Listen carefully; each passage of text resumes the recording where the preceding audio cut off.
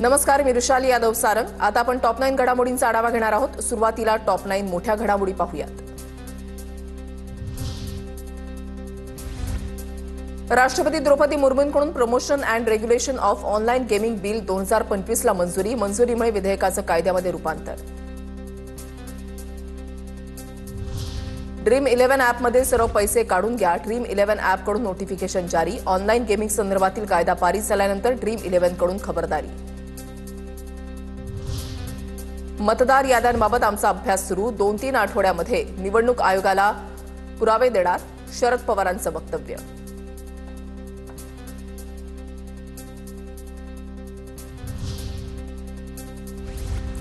पृथ्वीराज चव्हाणांच्या पुतण्याचे 3 ठिकाणी मतदान, भाजपचा आरोप, तर खरे वोट चोर कोण हे आता राहुल गांधींनीच सांगावं, फडणवीसांचा हल्लाबोल।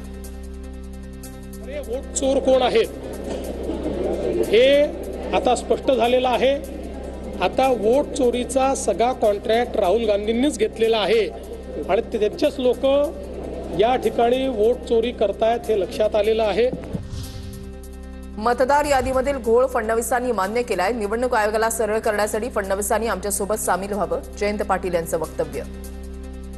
अच्छी बात है कि देवेंद्र फडणवीस भी मान गए कि वोटर लिस्ट में धांधली होती है। हम कहते हैं उनको अगर ये ऑब्जेक्शन होगा तो उन्होंने भी हमारे ये जो प्रयास जो चालू है उसमें जुड़ जाना चाहिए। राज्यपाल सीपी राधाकृष्णन यांना उपराष्ट्रपती पदाच्या निवडणुकीमध्ये समर्थनासाठी ठाकरे पवारांना फोन केला। ठाकरे म्हणाले, चर्चा करून कळू, तर विरोधी उमेदवाराला पाठिंबा द्यावा लागेल असं पवार म्हणाले। मुख्यमंत्री फडणवीसांकडून स्पष्ट। माननीय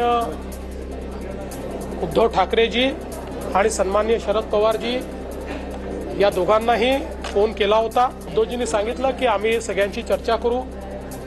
शरद पवार साहेबांनी सांगितलं की विरोधी पक्षांनी उमेदवार उभा करण्याचा निर्णय केलेला आहे, त्यामुळे आम्हाला त्यांच्यासोबत जावं लागेल। सीपी राधाकृष्णन यांना पाठिंबा देण्यासाठी फडणवीसांची विनंती, मात्र ते आमच्या विचारांचे नाहीत, असं पाठिंबा देणं शक्य नाही। शरद पवारांकडून भूमिका स्पष्ट। जो पक्ष फोडला, ज्यांचे आमदार खासदार विकत घेतले त्यांच्याकडेच मतं मागत आहेत, तुम्हाला तुमची मतं फुटण्याची भीती वाटते का? उपराष्ट्रपती पदाच्या निवडणुकीवरून संजय राऊतांचा फडणवीसांना खोचक सवाल। जो पक्ष तुम्ही फोडलात, हिंदू हृदय सम्राट बाळासाहेब ठाकरेंचा किंवा माननीय शरद पवार साहेबांचा जो पक्ष तुम्ही अशा पद्धतीनं संविधानाच्या विरोधात जाऊन फोडलात आणि तुम्ही त्याच पक्षाकडे मतं मागताय। आरएसएस बंदी असलेली संघटना आहे का? कोणी संघाच्या कार्यक्रमात गेल्यास आकांड तांडव करण्याची आवश्यकता काय आहे? सुनेत्रा पवारांच्या उपस्थितीवर मुख्यमंत्री फडणवीसांची प्रतिक्रिया। आरएसएस काय बँड ऑर्गनायझेशन आहे, त्यामुळे समजा कोणी राष्ट्रीय स्वयंसेवक संघाच्या एखाद्या कार्यक्रमात गेलं तर त्याच्याकरता एवढा आकांड तांडव करण्याची आवश्यकता काय आहे?